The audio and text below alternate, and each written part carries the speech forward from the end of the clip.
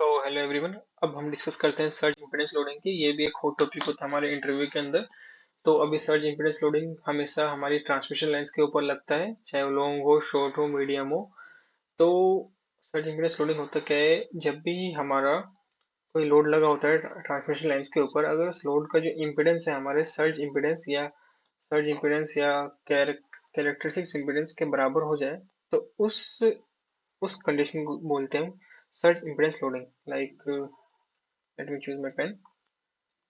सो अगर कोई भी ट्रांसमिशन लाइन है हमारी, कोई भी लॉन्ग ट्रांसमिशन लाइन है और इसके रिसीविंग एंड पे कोई लोड लग रहा है जो कि जिसका इम्पीडेंस हमारे सर्ज इम्पीडेंस के जिसका इम्पीडेंस हमारे ट्रांसमिशन लाइन के इम्पीडेंस के बराबर है, उसको कहते हैं ट्रांसमिशन लाइन के इम्पीडेंस सर्ज इम्पीडेंस के बराबर है, तो उस कंडीशन को कहते हैं, इस कंडीशन को कहते हैं हम सर्ज इम्पीडेंस लोडिंग। और जो हमारा सर्ज इम्पीडेंस क्या होता है, जो इम्पीडेंस हमको मिलता है ऑफर, जो इम्पीडेंस लाइन ऑफर करती है by the help of inductance and capacitance, by the help of inductance and capacitance। so surge impedance क्या होता है? सर्ज इम्पीडेंस वो इम्पीडेंस होता है जो कि लाइन ऑफर करती है by the help of inductance and capacitance, तो इसको हम कहते हैं सर्ज इम्पीडेंस। और जब कोई लोड सर्ज इम्पीडेंस के बराबर हो जाए तो उसको कहते हैं सर्ज इम्पीडेंस लोडिंग। तो एक ये इसका एक्सप्लेनेशन है। और सर्ज इम्पीडेंस लोडिंग का जो फॉर्मूला होता है वो होता है 3 VR स्टार। IR हमारा इमेजिनरी में लगा होता है। सो अगर हम इसको देखें तो ये हो गया 3 VR whole square by Z C, और ये होता है हमारा मेगावाट में। तो ये हमारा सर्ज इम्पीडेंस लोडिंग का फॉर्मूला होता है। एंड और ये सर्ज इम्पीडेंस का फॉर्मूला होता है √L/C। तो इसके बाद हम एक और हॉट टॉपिक के बारे में डिस्कस कर लेते हैं। ये हमारा फर्स्ट हॉट टॉपिक हो गया surge impedance loading. And second hot topic हो गया हमारा मेल। कभी कभार क्या होता है, जो इंटरव्यूअर होते हैं बहुत ही बेसिक क्वेश्चन पूछ लेते हैं, जिसे हम कहते हैं power angle, power triangle. Power triangle ऐसा होता है। अब क्या होता है, इसमें लगता तो ये हमारा बहुत बेसिक है, बट बच्चे क्या होते हैं, स्टूडेंट्स क्या होते हैं, काफी बार भूल जाते हैं इसको करने के लिए। तो मेनली होता है हमारे पावर एंगल ट्रायंगल होता है। बस पावर एंगल में हमारा ये हमारा बेस होता है, ये हमारा हाइपोटेन्यूस हो गया, और ये हमारा परपेंडिकुलर हो गया, और हमारा हाइपोटेन्यूस हो गया। तो इस वाले जो बेस पे होता है, इस वाले बेस को रियल पावर रिप्रेजेंट करता है, पी जिसे हम कहते हैं, ये हमारा रियल पावर हो गया। रियल पावर ये क्वेश्चन काफी बार पूछ लिया जाता है हमेशा इंटरव्यू के अंदर। क्यू हमारा हो गया active power. Real power, sorry active और नहीं, सॉरी रिएक्टिव पावर, ये हो गया हमारा रियल पावर, ये हो गया हमारा रिएक्टिव पावर। और एस, इसको हम बोलते हैं एस। एस होता है हमारा जो कि हाइपोटेन्यूस रिप्रेजेंट करता है, इसे कहते हैं हम अपरेंट पावर। अपरेंट, ये हो गया हमारा अपरेंट पावर। इसको डिनोट करते हैं एस से, इसको डिनोट करते हैं पी से, इसको डिनोट करते हैं क्यू से।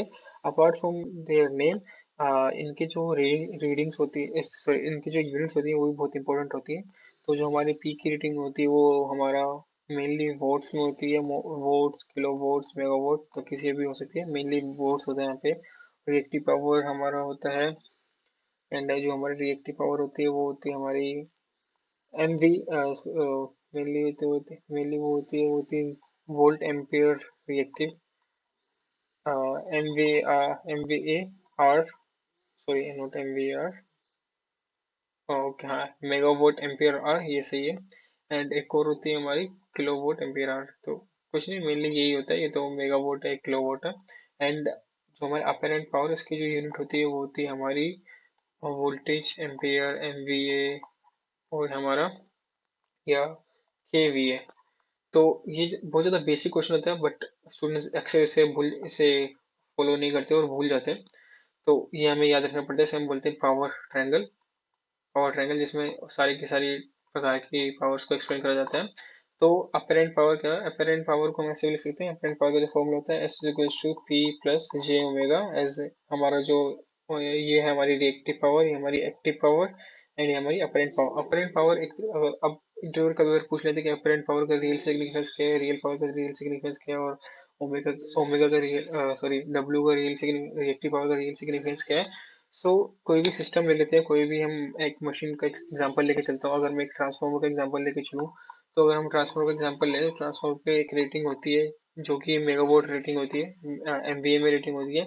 अब ये एक अपरेंट पावर है जो कि हम रियल में दिखती है कि एक मशीन के ऊपर मशीन कितनी पावर डिलीवर कर सकता है, कितनी पावर एब्जॉर्ब कर सकता है, कितनी पावर उसके ऊपर लग सकती है, तो उसको हम अपरेंट पावर कहते हैं। अब इस अपरेंट पावर के दो पार्ट होते हैं, जिसके रियल पावर और रिएक्टिव पावर। अब रियल पावर क्या होती है? वो अपरेंट पावर का वो पार्ट जो एक्चुअल वर्क करता है, जो actual work, actual output generate करता है, एक्चुअल आउटपुट परफॉर्म करता है, एक्चुअल वर्क परफॉर्म करता है, उसको कहते हैं रियल पावर। जिसके जैसे हमें एक जिसके जैसे हमें एक हमारा डिजायर्ड डिजायर्ड काम मिलता है। जैसे अगर ट्रांसफॉर्मर है तो डिजायर्ड वोल्टेज मिल जाएगा, अगर हमारा मोटर है तो हमारा desired rotation speed, desired torque, ये सब मिल जाएगा। तो उसको कहते हैं रियल पावर, जिसमें हमें एक्चुअल वर्क मिलता है, जो एक्चुअल वर्क परफॉर्म करता है। ठीक है। तो पी का सिग्निफिकेंस वो है हमारा, जो कि हमारा रियल वर्क वर्क करता है या फिर रियल डिजायर्ड आउटपुट देता है, वो होता है पी। लेकिन इस पी को लाने में जो पावर हेल्प करती है वो होती है हमारी रिएक्टिव पावर। मतलब अगर रिएक्टिव पावर होगी तो हमारी रियल पावर कभी जनरेट हो ही नहीं पाएगी, रियल पावर कभी लग ही नहीं पाएगी, हमारा रियल वर्क कभी हो ही नहीं पाएगा। इसलिए रियल पावर के लिए, जैसे जैसे बोला जाता है किसी भी के सक्सेसफुल पर्सन के पीछे उसके मम्मी का बहुत बड़ा हाथ होता है, ऐसे ऐसे भी कह सकते हैं कि रियल रियल पावर जो कर रहा है, इस रियल पावर को करने का सबसे रियल पावर परफॉर्म होने का सबसे बड़ा रीजन है कि हमारे पास रिएक्टिव पावर है। रिएक्टिव पावर बहुत ज्यादा हेल्पफुल होती है। ये कोई रियल वर्क परफॉर्म नहीं करती, इससे कोई रियल वर्क नहीं जनरेट होता। रियल वर्क हमेशा जनरेट होता है हमारे पी से। पर रियल वर्क कैसे जनरेट हो रहा है वो हमेशा हमारा डिपेंड करता है रिएक्टिव पावर पे। तो रिएक्टिव पावर हमारा रियल पावर वर्क जनरेट करवाने में बहुत ज्यादा हेल्पफुल रहता है। अब अब रिएक्टिव पावर का जो हमारा फिजिकल सिग्निफिकेंस ये है, अगर हम ट्रांसफॉर्मर का एग्जांपल ले रहे हैं, ये हमारा ट्रांसफॉर्मर कोर है और हमारी प्राइमरी वाइंडिंग है और हमारी सेकेंडरी वाइंडिंग है। तो अब ट्रांसफॉर्मर क्या करता है? ट्रांसफॉर्मर हमारा स्टेप अप वोल्टेज करता है या स्टेप डाउन वोल्टेज परफॉर्म करता है। अब स्टेप अप वोल्टेज, अब जैसे क्या होता है, हम वोल्टेज यहाँ पे देते हैं तो हमारे हमारा एक फ्लक्स जनरेट होता है। अब ये फ्लक्स हमारे सेकेंडरी वाइंडिंग में लिंकेज, सेकेंडरी वाइंडिंग में लिंक कर जाता है। तो इससे अब ये कितना लिंक हुआ, कितना हमारा फ्लक्स जनरेट हुआ, तो एक प्रॉपर सेटअप हो रहा है हमारा फ्लक्स का, एक हमारी ट्रांसफॉर्मर कोड के अंदर। तो इस प्रॉपर स्टेब्लिशमेंट ऑफ फ्लक्स को हम कहते हैं रिएक्टिव पावर। समझ रहे हो मेरी बात को? कि जब तक ये प्रॉपर फ्लक्स हमारा इस रिएक्टिव ट्रांसफॉर्मर की कोर के अंदर स्टेब्लिश नहीं होगा, जब तक हमारा रियल वर्क जनरेट नहीं हो पाएगा, जो कि क्या हमारा, अगर ये स्टेप अप ट्रांसफॉर्मर है तो यहाँ पे स्टेप अप वोल्टेज यहाँ पे आएगी। तो अब स्टेप अप वोल्टेज को जनरेट कराने के लिए हमारा क्या है, एक प्रॉपर फ्लक्स हमारा प्रोड्यूस होना चाहिए कोर के अंदर। अब इस प्रॉपर फ्लक्स जो प्रोड्यूस होता है, इसमें जितना वर्क लगता है उसको हम कहते हैं रिएक्टिव पावर। जितना पावर लगती है उसको कहते हैं रिएक्टिव पावर। अब इसी प्रॉपर फ्लक्स लिंकेज के कारण हमारा एक प्रॉपर वोल्टेज जनरेट होगा, जो हमारा होगा, जो कि हमें, जो हमारा डिजायर्ड आउटपुट है या डिजायर्ड आउटपुट है जो हम चाहते हैं, जो जो हमारा रियल वर्क परफॉर्म करेगा, उसे कहते हैं रियल पावर। समझ रहे हो मेरी बात को? तो I hope you like my points. So इस लेक्चर को यही कंक्लूड करते हैं। Hope you like it. So thank you.